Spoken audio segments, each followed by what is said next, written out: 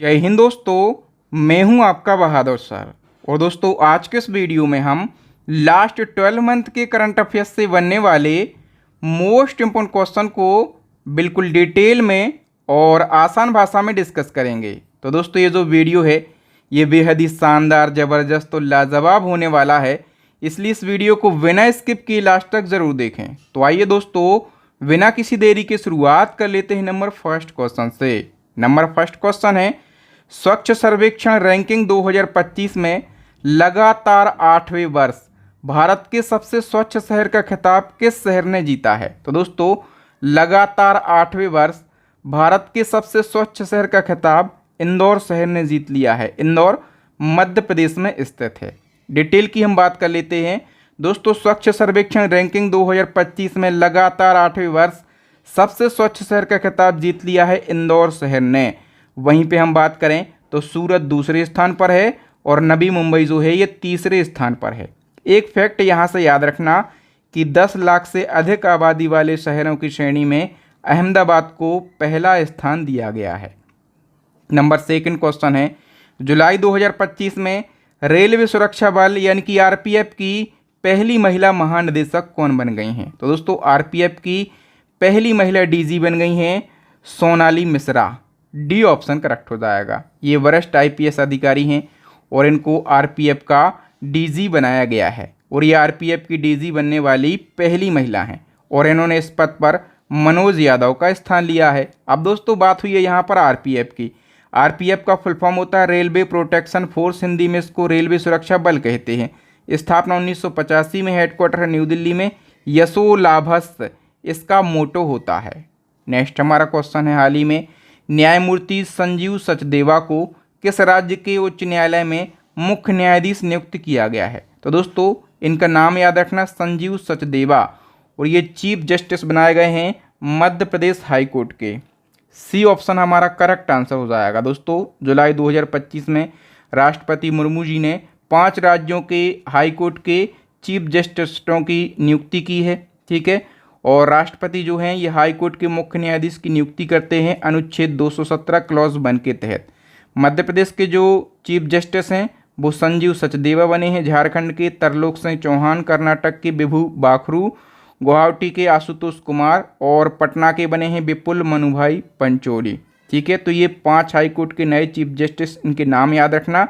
अब आपसे पूछा जाता है जीके में कि भारत का पहला हाई कोर्ट कौन सा बना था? आप कहेंगे कलकत्ता हाई कोर्ट। ठीक है, कब बना था? 1862 में, मतलब ब्रिटिश शासन के समय। नेक्स्ट क्वेश्चन है, हाल ही में भारत के दूसरे सबसे लंबे केबल स्टैंड पुल का उद्घाटन कहाँ पर किया गया है? तो दोस्तों, ये भारत का दूसरा सबसे लंबा केबल स्टैंड ब्रिज है और इसका उद्घाटन किया गया है कर्नाटक राज्य में। याद रखेंगे, उद्घाटन किसने किया है? केंद्रीय मंत्री नितिन गडकरी ने। कहाँ पर? कर्नाटक के शिवमोग्गा जिले में। और इस ब्रिज का नाम क्या है? तो सिगंदूर पुल इसका नाम है। लंबाई है 2.25 किलोमीटर। किस नदी पर यह बना है? तो कर्नाटक की प्रसिद्ध नदी है शरावती नदी, और इसको बनाने में 470 करोड़ रुपए की लागत आई है। ये जो पुल है ये सागर कस्बे को मारकुटिया से जोड़ता है। एक फैक्ट याद रखना, भारत का सबसे लंबा केबल स्टैंड पुल जो है ये सुदर्शन सेतु है। ठीक है, और ये भी अभी हाल ही में बना है। कहाँ पर? गुजरात में। नेक्स्ट हमारा क्वेश्चन, उससे पहले दोस्तों, यदि आप इसी प्रकार से पिछले 1 साल के करंट अफेयर्स को पढ़ना चाहते हैं टॉपिक वाइज और मंथली वाइज, तो हमारी करंट अफेयर्स की पूरी यूट्यूब की सबसे शानदार ई बुक लॉन्च हो गई है, इसको आप ज़रूर परचेस कर लेना। दूसरी हमारी ई बुक है स्टैटिक जीके की रामबाण ई बुक, तीसरी है साइंस की रामबाण ई बुक। और दोस्तों, इन तीनों ई बुक में बेस्ट क्वालिटी के कंटेंट को ऐड किया गया है। यदि आप इन तीनों ई बुक को एक साथ परचेस करते हैं तो हमने एक ऑफ़र रखा है, आपको मात्र 150 रुपये का पेमेंट करना है। ये जो हमारा नंबर दिख रहा है ये हमारा फ़ोनपे नंबर है, पेटीएम नंबर है, गूगल पे नंबर है। तो इस नंबर पर पेमेंट करना है। यदि आप चाहें तो इस क्यूआर कोड पे भी पेमेंट कर सकते हैं। पेमेंट सक्सेसफुल का स्क्रीनशॉट इसी नंबर पर भेजना है व्हाट्सएप पर। ठीक है, जैसे ही हमें स्क्रीनशॉट प्राप्त होगा 5 सेकंड के अंदर हम ये तीनों ई बुक आपको सेंड कर देंगे। चलो, नेक्स्ट हमारा क्वेश्चन है, पशुधन और मुर्गी पालन को कृषि का दर्जा देने वाला पहला राज्य कौन सा बना? दोस्तों, पशुधन और मुर्गी पालन को कृषि का दर्जा देने वाला भारत का पहला राज्य बन गया है कौन सा? महाराष्ट्र। बी ऑप्शन करेक्ट हो जाएगा। नेक्स्ट है, भारतीय अंतरिक्ष यात्री शुभांशु शुक्ला कितने दिन अंतरिक्ष में रहने के बाद 15 जुलाई 2025 को पृथ्वी पर लौटे हैं? तो दोस्तों शुभांशु शुक्ला ये अंतरिक्ष गए थे और वहाँ पर ये 20 दिन रुके। ठीक है, याद रखना, शुभांशु शुक्ला अंतरिक्ष में जाने वाले दूसरे भारतीय बने हैं। ठीक है, इनसे पहले कौन गए थे? राकेश शर्मा गए थे, और राकेश शर्मा के अंतरिक्ष में पहुंचने के 41 वर्ष बाद शुभांशु शुक्ला अंतरिक्ष में पहुंचे। 25 जून 2025 को वो यहाँ से धरती से निकले थे अंतरिक्ष के लिए, और नासा के द्वारा लॉन्च एक्सियोम 4 मिशन के तहत ये 3 अन्य अंतरिक्ष यात्रियों के साथ अंतरिक्ष पहुंचे, और वो इंटरनेशनल स्पेस स्टेशन में रिसर्च का काम करने गए। ठीक है, और शुभांशु शुक्ला दोस्तों इंटरनेशनल स्पेस स्टेशन में पहुंचने वाले पहले भारतीय हैं। ठीक है, इसके लिए फॉल्कन 9 रॉकेट का इस्तेमाल किया गया। शुभांशु शुक्ला के साथ में जो अन्य 3 लोग हैं उनके नाम भी याद रखो। एक है दोस्तों स्लावोज्म ओजनास्की, ये कहाँ के हैं दोस्तों? ये पोलैंड के हैं। दूसरे का नाम है दोस्तों पेग्गी विट्सन, ये यूएसए की एक महिला हैं। तीसरे का नाम है टिबोर कापू, ये हंगरी के हैं। नेक्स्ट क्वेश्चन, हाल ही में यूनेस्को की विश्व धरोहर सूची में शामिल होने वाला 44वां भारतीय स्थल कौन सा बना है? ये भी मोस्ट इम्पोर्टेंट क्वेश्चन है। तो दोस्तों यूनेस्को की विश्व धरोहर सूची में शामिल होने वाला 44वां भारतीय स्थल जो है ये बन गया है मराठा सैन्य परिदृश्य।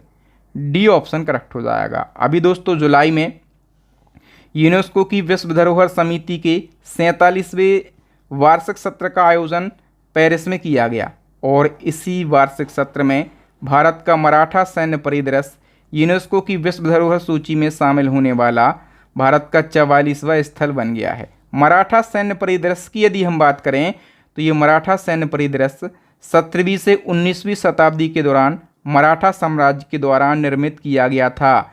ये 12 किलों की एक श्रृंखला है, 12 किलों का एक समूह है। इसमें 12 किले हैं, महाराष्ट्र के टोटल 11 किले हैं, और एक किला जो है तमिलनाडु का है। ठीक है, यूनेस्को विश्व धरोहर की सूची में सबसे ज़्यादा स्थल इटली और चाइना के हैं। 60 स्थल हैं इटली और चाइना के हैं, और भारत 44 स्थलों के साथ दुनिया में 6वें स्थान पर और एशिया में दूसरे स्थान पर है। नेक्स्ट क्वेश्चन है, हाल ही में लॉन्च की गई दी वन नामक पुस्तक किस प्रसिद्ध क्रिकेटर की आत्मकथा यानी कि ऑटोबायोग्राफी है? तो दी वन नामक जो बुक लॉन्च की गई है दोस्तों, ये किसकी ऑटोबायोग्राफी है? तो ये क्रिकेटर शिखर धवन की ऑटोबायोग्राफी है। हाल ही में विंबलडन ओपन 2025 में महिला एकल का खिताब किसने जीता है? तो सही आंसर हो जाएगा एगा स्विएटेक ने।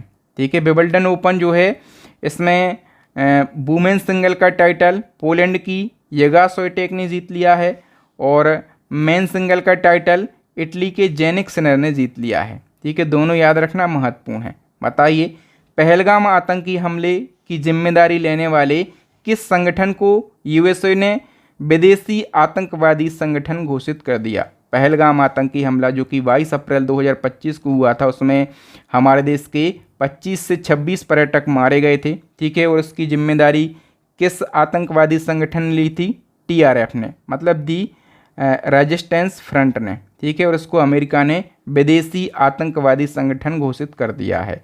जुलाई 2025 में राष्ट्रपति द्रौपदी मुर्मू ने किसे कलिंग रत्न पुरस्कार 2024 से सम्मानित किया? कलिंग रत्न पुरस्कार 2024 दोस्तों ये दिया गया है केंद्रीय शिक्षा मंत्री धर्मेंद्र प्रधान के लिए। नेक्स्ट, हाल ही में किस राज्य में भारत का पहला एक्वाटेक पार्क शुरू किया गया? भारत का पहला एक्वाटेक पार्क दोस्तों ये असम राज्य में शुरू किया गया है। ठीक है, जुलाई 2025 में असम के जो सीएम हैं हेमंत बिस्वा शर्मा, इन्होंने असम के गुवाहाटी में भारत के पहले एक्वाटेक पार्क का उद्घाटन किया। इस पार्क का उद्देश्य क्या है? तो मत्स्य पालन में तकनीकी नवाचार को बढ़ाना, किसानों को एक्वा तकनीकों की जानकारी देना, और भारत में वैल्यू इकोनॉमी को सशक्त बनाना। बताओ, हाल ही में किस राज्य या फिर केंद्र शासित प्रदेश में एक सड़क एक दिन योजना का प्रस्ताव पारित किया गया? एक सड़क एक दिन नाम की योजना का प्रस्ताव ये दिल्ली में पारित हुआ है।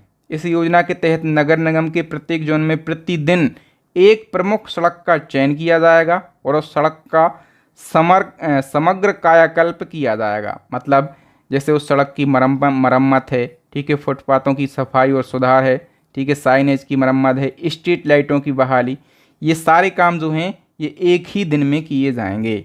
हाल ही में भारत ने किस देश को खसरा और रूबेला के टीकों की 3 लाख खुराकें भेजी हैं? खसरा और रूबेला के टीकों की भारत ने 3 लाख खुराकें ये बोलीविया देश के लिए भेजी हैं। जून 2025 में जैन समाज के द्वारा किस व्यक्तित्व को धर्म चक्रवर्ती सम्मान से सम्मानित किया? मोस्ट इम्पोर्टेंट क्वेश्चन है। तो ये धर्म चक्रवर्ती सम्मान पीएम नरेंद्र मोदी जी को दिया गया है। ठीक है, जून 2025 में जैन समाज ने पीएम मोदी जी को धर्म चक्रवर्ती की उपाधि से सम्मानित किया। और धर्म चक्रवर्ती का अर्थ क्या होता है? धर्म के चक्र को चलाने वाला महान मार्गदर्शन।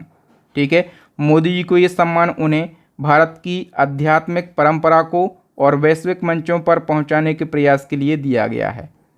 बताइए, जून 2025 को पीएम नरेंद्र मोदी को किस देश का सर्वोच्च नागरिक सम्मान grand cross of the order of Makarios III से सम्मानित किया गया? तो दोस्तों ये जो सम्मान है ये साइप्रस देश का सर्वोच्च सम्मान है और ये सम्मान पीएम नरेंद्र मोदी को दिया गया है। हाल ही में मिस वर्ल्ड 2025 का खिताब किसने जीता? मिस वर्ल्ड 2025 का खिताब थाईलैंड की सुचाता चवांगश्री ने जीत लिया है।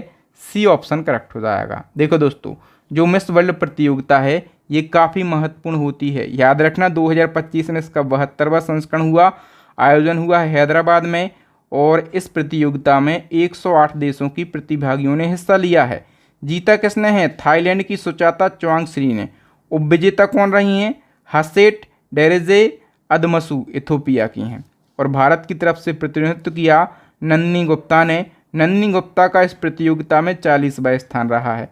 इनसे पहले दोस्तों सुचाता चवांगश्री से पहले 71वीं मिस वर्ल्ड कौन बनी थी? क्रिस्टीना पिचकोवा, जो कि चेक गणराज्य की हैं।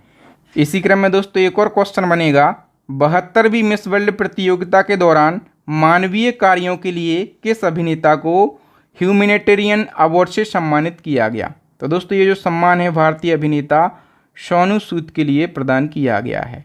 हाल ही में मिसेज यूनिवर्स 2025 का खिताब किस भारतीय ने जीता है?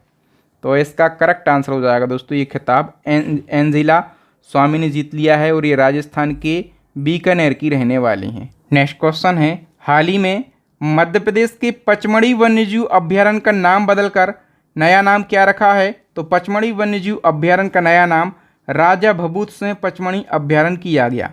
यह अभ्यारण्य कहाँ पर है? मध्य प्रदेश के होशंगाबाद जिले में। ठीक है, और इसका नाम राजा भभूत सिंह के नाम पर रखा गया। राजा भभूत सिंह कौन है? तो 1857 की क्रांति के प्रमुख नेता और आदिवासी समुदाय के प्रमुख नेता थे राजा भभूत सिंह। नेक्स्ट हमारा क्वेश्चन है, हाल ही में बिहार के गया शहर का नाम बदलकर क्या कर दिया गया है? गया का नया नाम जो है गयाजी कर दिया गया है। नेक्स्ट क्वेश्चन है, एशिया की सबसे बड़ी जंगल सफारी भारत के किस राज्य में स्थापित की जाएगी? तो दोस्तों पूरे एशिया की सबसे बड़ी जंगल सफारी ये हरियाणा राज्य में स्थापित की जाएगी। हरियाणा सरकार ने अरावली हिल्स जो कि गुड़गांव और नूह क्षेत्रों में है, इसमें लगभग 10,000 एकड़ क्षेत्र में एशिया की सबसे बड़ी जंगल सफारी बनाने की योजना बनाई है। इससे क्या होगा? कई तरह के जानवर, पक्षी और पौधे होंगे जिन्हें उनके प्राकृतिक घरों में सुरक्षित रखा जाएगा। ये जो सफारी है ये पारिस्थितिक पर्यटन, वन्यजीव संरक्षण और स्थानीय रोजगार को बढ़ावा देगी। नेक्स्ट क्वेश्चन है, भारत का कौन सा शहर आधिकारिक रूप से भारत की तेंदुआ राजधानी बन गया है? दोस्तों भारत की तेंदुआ राजधानी कौन सा शहर बन गया है? कर्नाटक का बेंगलुरु शहर। ठीक है दोस्तों, अभी होलेमट्टी नेचर फाउंडेशन के द्वारा एक सर्वे किया गया और इस सर्वे में पता चला है कि बेंगलुरु एवं उसके आसपास के जंगलों में 80 तेंदुए हैं। इससे पहले सबसे ज़्यादा तेंदुए मुंबई में थे, लेकिन अब सबसे ज़्यादा 80 तेंदुए बेंगलुरु में हैं। इसलिए बेंगलुरु को अब भारत की तेंदुआ राजधानी कहा जा रहा है। नेक्स्ट क्वेश्चन है, हाल ही में लॉन्च की गई दी वन नामक पुस्तक किस प्रसिद्ध क्रिकेटर की आत्मकथा है? तो दी वन नामक बुक जो दोस्तों ये क्रिकेटर शिखर धवन की आत्मकथा यानी कि ऑटोबायोग्राफी है। नेक्स्ट क्वेश्चन है, हाल ही में किस राज्य सरकार ने मुख्यमंत्री कन्या विवाह मंडप योजना की शुरुआत करी है? तो दोस्तों ये जो योजना है ये बिहार की सरकार ने शुरू करी है जून 2025 में। इसके तहत क्या होगा? तो ग्राम पंचायतों के और गांव के जो सबसे गरीब और ज़रूरतमंद परिवार हैं उनकी बेटियों की शादी इस मंडप से होगी। ठीक है, इससे गरीबों को उनकी बेटियों की शादी के लिए आर्थिक मदद मिलेगी। नेक्स्ट क्वेश्चन है, टेस्ट मैच की दोनों पारियों में शतक लगाने वाले पहले भारतीय विकेट कीपर कौन बने हैं? तो दोस्तों ये बन गए हैं ऋषभ पंत। नेक्स्ट क्वेश्चन है, भारत के पहले तितली अभयारण्य यानी कि बटरफ्लाई सेंचुरी का उद्घाटन किस राज्य में किया गया? सही आंसर हो जाएगा ऑप्शन ए केरला राज्य में। तो दोस्तों भारत का पहला तितली अभयारण्य केरला राज्य के कन्नूर जिले में स्थित अरलम वन्यजीव अभयारण्य को बनाया गया और अब इस जीव अभयारण्य का नाम भी बदल दिया गया है, अरलम तितली अभयारण्य हो गया। इस अभयारण्य में 266 से अधिक प्रजातियों को संरक्षित किया गया है और इनमें कई प्रकार की दुर्लभ और संकटग्रस्त प्रजातियां भी शामिल हैं। नेक्स्ट क्वेश्चन, मई 2025 में आयोजित 46वें आसियान शिखर सम्मेलन 2025 का आयोजन कहां पर किया गया? तो 46वें आसियान शिखर सम्मेलन का आयोजन दोस्तों ये मलेशिया के कुआलालंपुर में किया गया है। कहां पर? मलेशिया के कुआलालंपुर में आयोजन हुआ। 2024 में इसका आयोजन लाओस में हुआ था। अभी इसकी थीम क्या है? समावेशिता और स्थिरता। आसियान का फुल फॉर्म होता है association of south east Asian nation. इसकी स्थापना 1967 में। इसका नया सदस्य देश जो है 11वां ये तिमोर लेस्ते बना है। टोटल 11 सदस्य देश हैं। इसका मुख्यालय है इंडोनेशिया के जकार्ता में। नेक्स्ट है, किस भारतीय कन्नड़ लेखिका ने अंतर्राष्ट्रीय बुकर पुरस्कार 2025 जीता है? तो इसका सही आंसर हो जाएगा ऑप्शन सी बानू मुश्ताक ने। तो अंतर्राष्ट्रीय बुकर पुरस्कार 2025 कन्नड़ लेखिका बानू मुश्ताक को उनकी लघु कथा संग्रह हार्ट लैम्प के लिए दिया गया। इस प्रकार से दोस्तों ये जो लघु कथा संग्रह है ये लंदन में सम्मानित होने वाला पहला कहानी संग्रह बन गया। इससे पहले 2024 का ये पुरस्कार जेनी एयरपेनबेक को दिया गया था। दोस्तों ये जो पुरस्कार है साहित्य के क्षेत्र में दिया जाता है। स्थापना हुई थी 2005 में। नेक्स्ट है, खेलो इंडिया यूथ गेम्स 2025 में किस राज्य ने पहला स्थान प्राप्त किया है? सही आंसर हो जाएगा ऑप्शन ए महाराष्ट्र राज्य ने। खेलो इंडिया यूथ गेम 2025 काफ़ी महत्वपूर्ण है। आयोजन किया गया बिहार में और नई दिल्ली में भी इसके कुछ इवेंट हुए हैं, जैसे शूटिंग, जिम्नास्टिक और ट्रैक साइकिलिंग। ये इवेंट हुए हैं नई दिल्ली में। इसका उद्घाटन पीएम नरेंद्र मोदी जी ने किया। थीम सॉन्ग क्या है? खेल के रंग बिहार के संग। मस्कट जो है गज सिंह के लिए बनाया गया। गज सिंह हाथी और शेर का एक मिश्रण है। इन खेलों में देश भर के करीब 5000 से ज़्यादा युवा खिलाड़ियों ने भाग लिया। मेडल टैली में महाराष्ट्र जो है 168 पदकों के साथ टॉप पर है, हरियाणा सेकंड पर, राजस्थान थर्ड पर, कर्नाटका ये 4th पोजीशन पर है। मई 2025 में भारत का पहला पूर्ण साक्षर राज्य कौन सा बना? भारत का पहला पूर्ण साक्षर राज्य दोस्तों कौन सा बन गया है? मिजोरम। सी ऑप्शन करेक्ट हो जाएगा। मई 2025 में मिजोरम को भारत का पहला पूर्ण साक्षर राज्य घोषित किया गया। ये घोषणा मई 2025 को मिजोरम के सीएम लाल दुहुमा के द्वारा की गई, जिसमें उन्होंने बताया है कि मिजोरम ने 98.2% साक्षरता दर प्राप्त कर ली है, जो कि केंद्र सरकार के शिक्षा मंत्रालय के निर्धारित 95% की सीमा से अधिक है।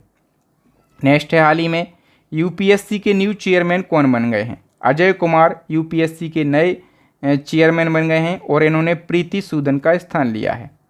ठीक है, याद रखना दोस्तों। और यूपीएससी का उल्लेख संविधान के अनुच्छेद 315 में है। यूपीएससी यानी कि यूनियन पब्लिक सर्विस कमीशन 1926 में स्थापना, हेडक्वार्टर है नई दिल्ली में और इसके चेयरमैन बन गए हैं अजय कुमार। फिर बताओ भारत के 52वें मुख्य न्यायाधीश कौन बन गए हैं? तो वी.आर. गवई भारत के 52वें नंबर के मुख्य न्यायाधीश बन गए। अब सुप्रीम कोर्ट की बात हुई है तो स्थापना जान लो। स्थापना कब हुई थी? 28 जनवरी 1950 को। ठीक है, न्यायाधीशों की संख्या है सुप्रीम कोर्ट में 34, एक मुख्य न्यायाधीश और 2 अन्य न्यायाधीश। भारत के पहले न्यायाधीश हीरालाल जे कानिया थे। मुख्य न्यायाधीश को शपथ राष्ट्रपति दिलाते हैं और मुख्य न्यायाधीश अपना त्यागपत्र भी राष्ट्रपति को सौंपते हैं। केंद्र सरकार ने जनगणना में जाति जनगणना को शामिल करने का फैसला किया है। तो बताओ इससे पहले जाति जनगणना कब हुई थी? तो दोस्तों जाति जनगणना जो है ये 1931 में हुई थी। ठीक है, ब्रिटिश शासन के समय। नेक्स्ट है, भारत का पहला बाल कैंसर अस्पताल कहाँ स्थापित किया जाएगा? तो ये बिहार के पटना में स्थापित किया जाएगा। भारत की पहली हाइड्रोजन ट्रेन किस मार्ग पर चलेगी? तो हरियाणा के जींद सोनीपत मार्ग पर भारत की पहली हाइड्रोजन ट्रेन चलेगी। हाल ही में किसे लता मंगेशकर दीननाथ पुरस्कार 2025 से सम्मानित किया गया? तो ये पुरस्कार कुमार मंगलम बिरला के लिए दिया गया है। आदित्य बिरला समूह के अध्यक्ष हैं कुमार मंगलम बिरला, और इनको लता दीननाथ मंगेशकर पुरस्कार से सम्मानित किया गया। लता मंगेशकर दीननाथ पुरस्कार की शुरुआत 2022 में हुई थी। ये पुरस्कार किसी ऐसे व्यक्ति को प्रदान किया जाता है जिसने राष्ट्र और राष्ट्र के लोगों और समाज के लिए महत्वपूर्ण योगदान दिया हो। पहली बार ये पुरस्कार पीएम नरेंद्र मोदी जी को दिया गया था। हाल ही में किसने चमेली देवी जैन पुरस्कार 2025 जीता है? तो ये पुरस्कार जतेंद्र कौर तूर के लिए दिया गया है। चमेली देवी जैन पुरस्कार जो है जतेंद्र कौर तूर को दिया गया, और उनको दी कारबा में प्रकाशित मानवाधिकार उल्लंघनों पर उनकी खोजी रिपोर्ट के लिए दिया गया। चमेली देवी जैन पुरस्कार इसलिए महत्वपूर्ण है क्योंकि ये महिला पत्रकारों का सबसे प्रतिष्ठित पुरस्कार है। 1982 में मीडिया फाउंडेशन के द्वारा इसकी स्थापना की गई थी, और इसका नामकरण किया गया स्वतंत्रता सेनानी और समाज सुधारक चमेली देवी के नाम पर। दुनिया के पहले एआई बच्चे का जन्म कहाँ पर हुआ है? मैक्सिको में। ठीक है, जो आईवीएफ की प्रक्रिया है दोस्तों, ये पूरी एआई ने कंप्लीट की है, इसलिए इसको दुनिया का पहला एआई बच्चा कहा जा रहा है। देश की पहली महिला विधि सचिव कौन बन गई हैं? अंजू राठी राणा।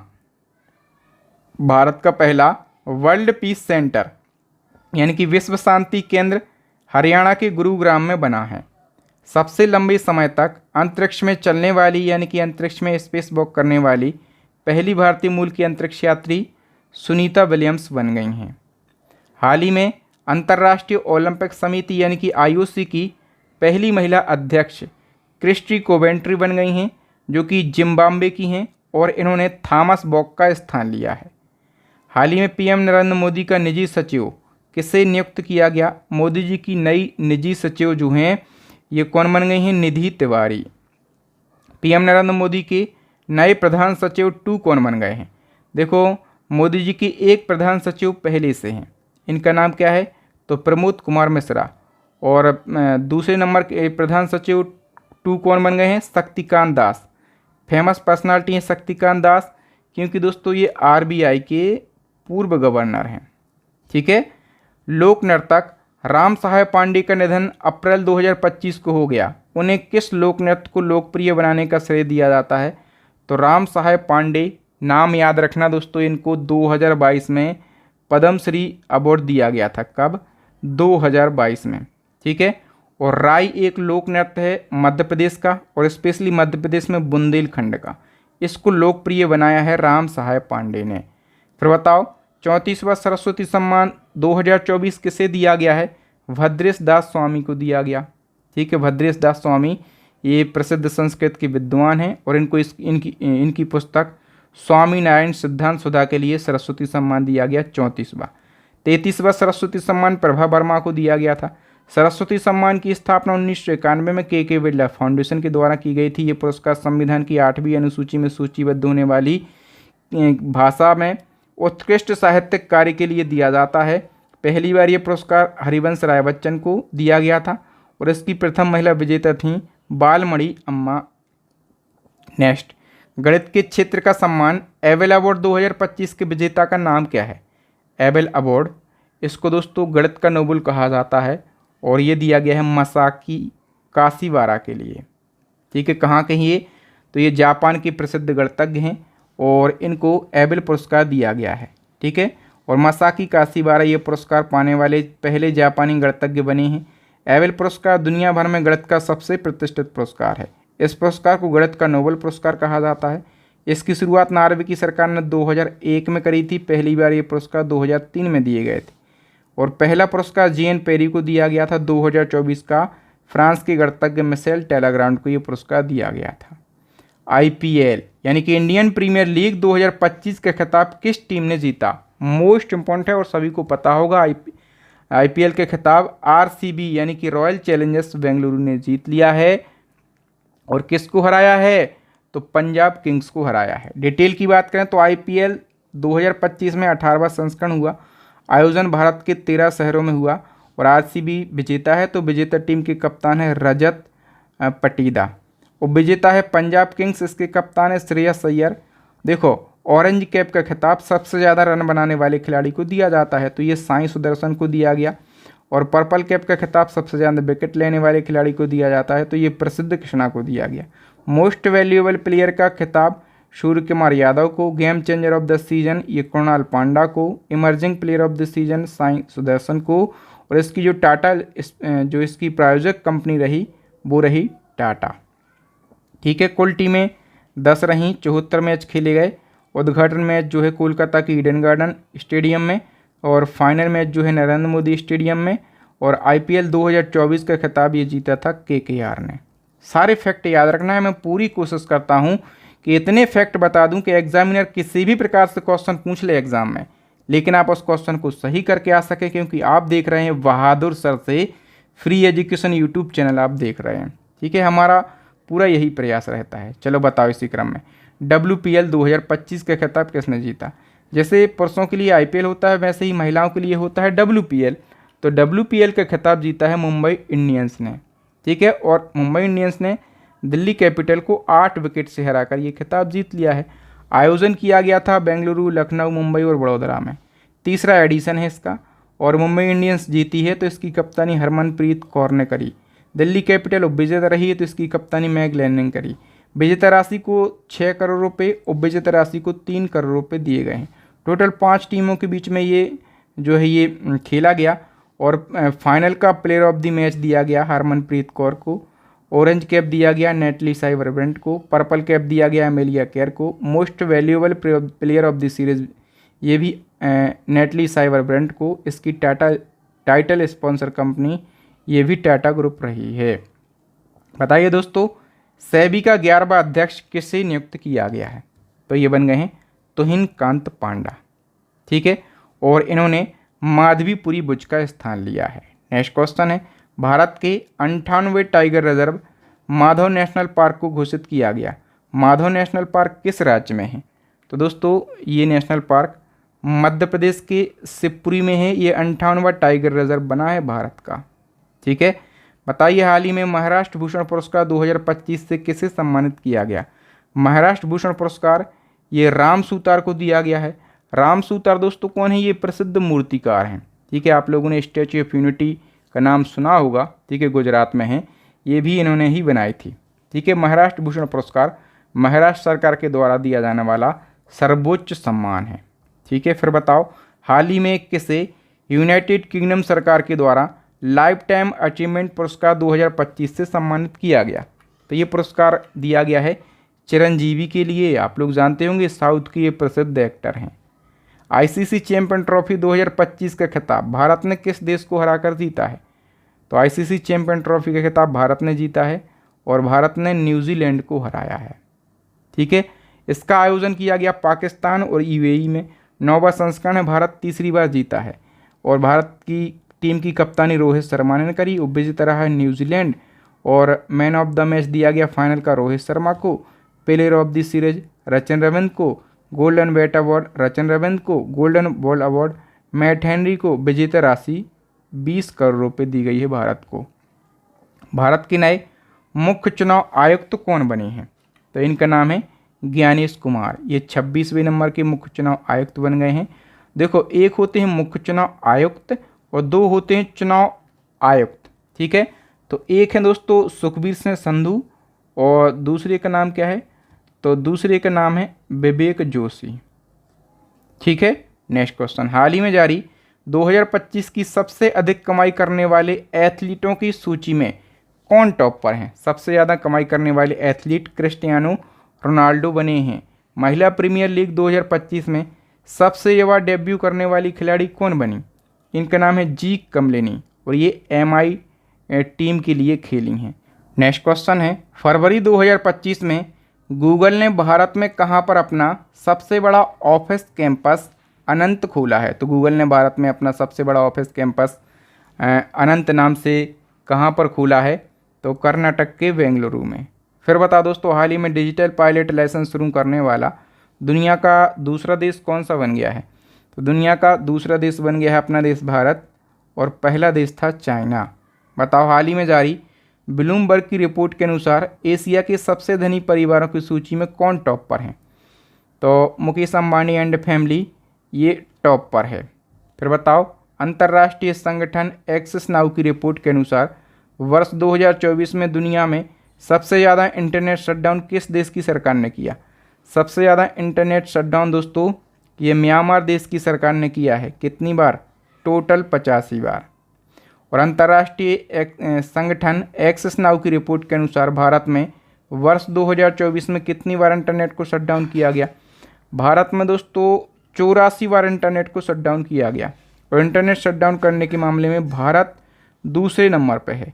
पहले नंबर पर मैंने आपको बताया कौन है? म्यांमार है। ठीक है, याद रखना दोस्तों आप लोग।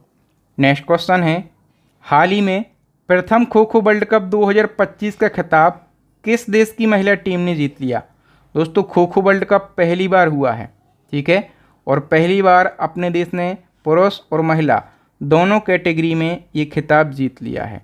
तो खो खो वर्ल्ड कप की हम डिटेल से बात कर लेते हैं। पहला संस्करण है और भारतीय खो खो टीम महिला और पुरुष दोनों श्रेणियों में विजेता है। नेपाल दोनों श्रेणियों में उपविजेता है। इस वर्ल्ड कप का आयोजन दोस्तों नई दिल्ली के इंदिरा गांधी इंडोर स्टेडियम में किया गया और आयोजन किया है भारतीय खो खो महासंघ और अंतर्राष्ट्रीय खो खो महासंघ ने मिलकर। उद्घाटन किया उपराष्ट्रपति जगदीप धनखड़ ने। शुभंकर, तेजस और तारा को बनाया गया। पहले खो खो वर्ल्ड कप के लिए ब्रांड एम्बेसडर भी बनाया गया सलमान खान के लिए।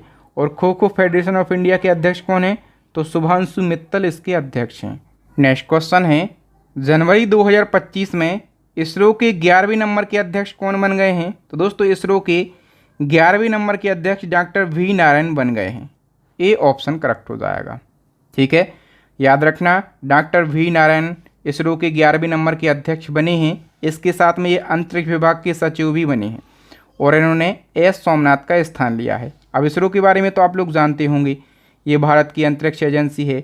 इंडियन स्पेस रिसर्च ऑर्गेनाइजेशन इसका फुल फॉर्म होता है। स्थापना 1969 में, मुख्यालय है बेंगलुरु में। चेयरमैन कौन बन गए हैं? Doctor V Narayan. और देखो, इसरो के संस्थापक और पहले अध्यक्ष पूछा जाता है जीके में, तो आप कहेंगे विक्रम साराभाई थे। और विक्रम साराभाई को भारतीय अंतरिक्ष कार्यक्रम का जनक कहा जाता है। स्टैटिक वाले जो पार्ट होते हैं, जो जीके होता है, वो भी मैं आपको बताने का पूरा प्रयास करता हूँ। बताइए, सीआरपीएफ यानी कि केंद्रीय रिजर्व पुलिस बल, इसका नया महानिदेशक किसे बनाया गया है? सही आंसर हो जाएगा ज्ञानंद प्रताप सिंह के लिए। सीआरपीएफ का full form central reserve police force. स्थापना 1939 में, हेडक्वार्टर नई दिल्ली में। आदर्श वाक्य सेवा और निष्ठा। महानिदेशक बने हैं ज्ञानंद प्रताप सिंह। अब सीआरपीएफ दोस्तों भारत का 3.25 लाख से ज़्यादा कर्मियों के साथ विश्व का सबसे बड़ा अर्धसैन्य बल है। ये फैक्ट पूछा गया था एसएससी के एग्ज़ाम में। बताइए, एशियाई विकास बैंक यानी कि एडीबी का 11वां अध्यक्ष किसे बनाया गया है? सही आंसर हो जाएगा दोस्तों, ये बनाया गया है मसातो कांडा के लिए। ठीक है, एडीबी मतलब एशियन डेवलपमेंट बैंक, और इसका मुख्यालय पूछा जाता है तो फिलीपींस के मनीला में है और स्थापना हुई थी इसकी 1966 में। नेक्स्ट क्वेश्चन, भारत के लोकपाल ने पहला लोकपाल स्थापना दिवस कब मनाया? पहला लोकपाल स्थापना दिवस दोस्तों ये मनाया गया है 16 जनवरी 1925। अब 16 जनवरी ही क्यों सिलेक्ट किया? क्योंकि दोस्तों 16 जनवरी 2014 को लोकपाल की स्थापना हुई थी और पहला लोकपाल किसको बनाया गया था? पीसी घोष के लिए। ठीक है, वर्तमान में लोकपाल कौन है? तो एएम खानविलकर। कौन है? एएम खानविलकर, ये अभी वर्तमान में लोकपाल हैं। किस केंद्र शासित प्रदेश के वर्जिन नारियल तेल को जीआई टैग दिया गया? तो वर्जिन नारियल तेल, इसको अभी जीआई टैग दिया गया है। ये अंडमान और निकोबार का तेल है। हाल ही में भारत के पूर्व पीएम मनमोहन सिंह जी का निधन हो गया। इनको किस वर्ष पद्म विभूषण पुरस्कार मिला? देखो, मनमोहन सिंह जी का निधन हुआ था दिसंबर 2024 में, क्योंकि हम यहाँ पर पिछले 1 साल का करंट अफेयर्स पढ़ रहे हैं ना, ठीक है, इसलिए ये मोस्ट इम्पॉर्टेंट है। तो मनमोहन सिंह जी को पद्म विभूषण 1987 में दिया गया था। मनमोहन सिंह जी काफ़ी प्रसिद्ध पर्सनालिटी रहे हैं। याद रखना, 26 दिसंबर को इनका निधन हुआ था। ये भारत के 13वें नंबर के पीएम थे। 92 वर्ष की आयु में दिल्ली की एम्स अस्पताल में इनका निधन हो गया।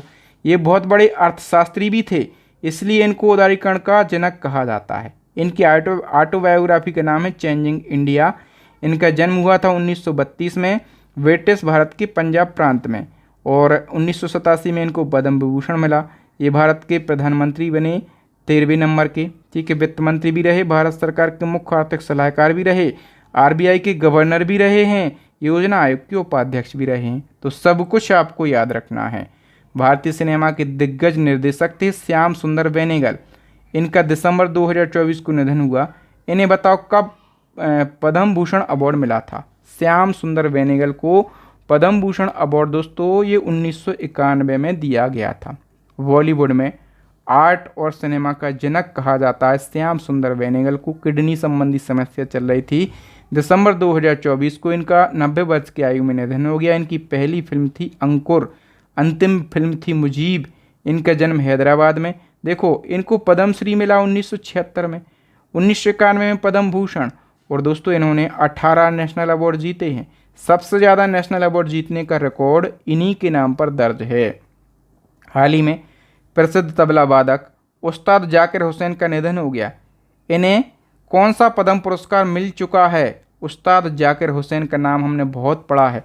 इनको पद्मश्री, पद्म भूषण, और पद्म विभूषण ये सारे अवार्ड मिल चुके हैं। मशहूर तबला वादक थे जाकिर हुसैन, और इन्होंने शास्त्रीय संगीत में भारत को एक अलग ही पहचान दिलाई थी। दिसंबर 2024 को इनका निधन हो गया है। जन्म मुंबई में हुआ था। इनके पिताजी जो हैं इनका नाम था अल्लाह रखा खां, और इनके पापा भी प्रसिद्ध तबला वादक थे अल्लाह रखा खान, ठीक है। अब जो जाकिर हुसैन है इनको पद्म विभूषण मिला 2023 में, पद्म भूषण मिला 2002 में, पद्मश्री 1998 में। इन्होंने विश्व संगीत में अपने अग्रणी काम के लिए 4 बार ग्रैमी अवार्ड भी जीते हैं। राष्ट्रीय मानवाधिकार आयोग के नए अध्यक्ष कौन बन गए हैं? वी रामा सुब्रमण्यम। हाल ही में अमेरिका ने किसे अपना आधिकारिक राष्ट्रीय पक्षी घोषित किया? अमेरिका का जो आधिकारिक राष्ट्रीय पक्षी है ये बॉल्ड ईगल के लिए बनाया गया है। फिर बताओ देश का पहला सीमावर्ती सौर गांव का नाम क्या है जो कि गुजरात में है? देश का पहला सीमावर्ती सौर गांव दोस्तों ये है मसाली में, ठीक है, और गुजरात के बनासकांडा ज़िले में ये स्थित है। दिसंबर 2024 में आरबीआई के नए गवर्नर संजय मल्होत्रा आरबीआई के नए गवर्नर बने, और इनने शक्तिकांत दास का स्थान लिया। ये आरबीआई के 26वें नंबर के गवर्नर बने हैं, ठीक है, याद रखना। Next question, Oxford university press ने वर्ड ऑफ द ईयर 2024 क्या चुना है?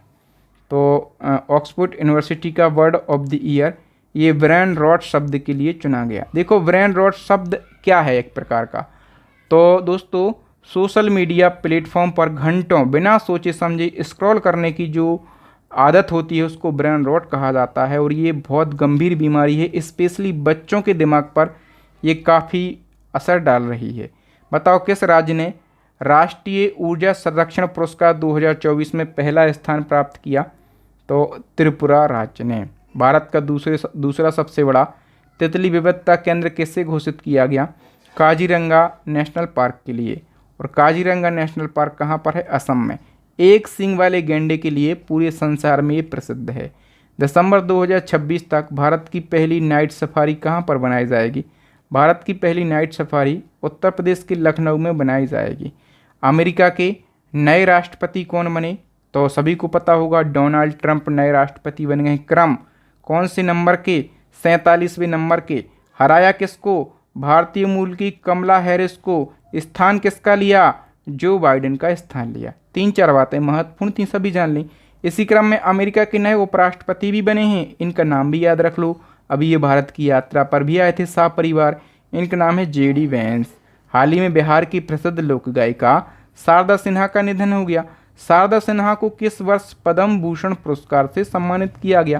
तो शारदा सिन्हा हैं दोस्तों 2018 में इनको पद्म भूषण पुरस्कार मिला था। इनको दोस्तों क्या कहा जाता है? इनको विहार कोकिला के उपनाम से जाना जाता है, और ये मैथिली और भोजपुरी भाषाओं में गाना गाती थीं। भारत के नए सीएजी यानी कि नियंत्रक एवं महालेखा परीक्षक कौन बने हैं? इनका नाम है के संजय मूर्ति, और ये 15वें नंबर के सीएजी बने हैं। सीएजी का पूछा जाता है पद का प्रावधान किस अनुच्छेद में है? 148 में सीएजी का उल्लेख किया गया है। हाल ही में राष्ट्रीय महिला आयोग की नई अध्यक्ष कौन बन गई हैं, इनका नाम बताओ फटाफट से। विजया किशोर रहाटकर, ये 9वें नंबर की अध्यक्ष बनी हैं।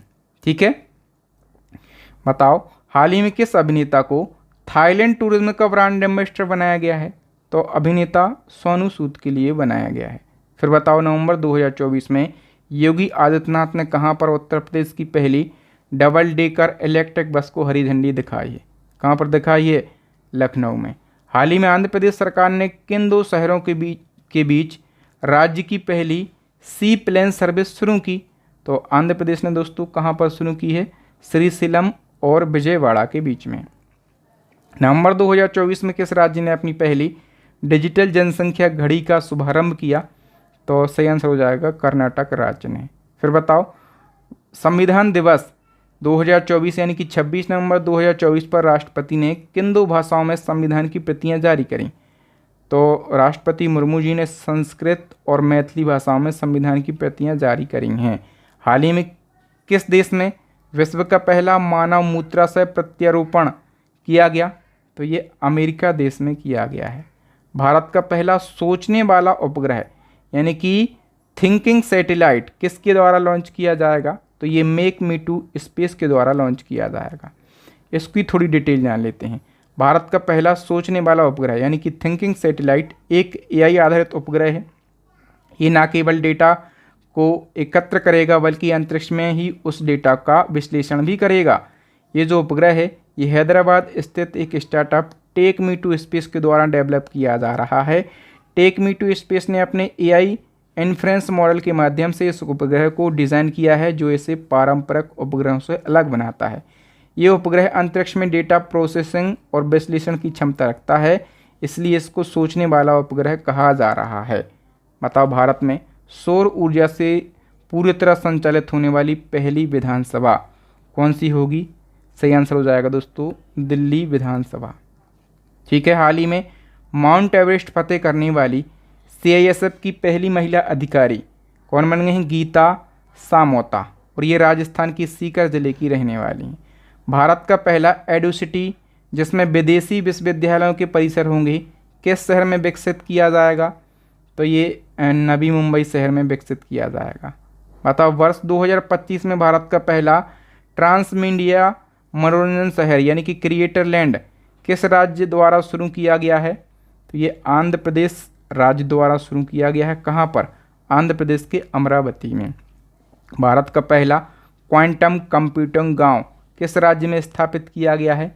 तो ये भी आंध्र प्रदेश के अमरावती में स्थापित किया गया है। मई 2025 में देश का पहला भिखारी मुक्त शहर कौन सा बना?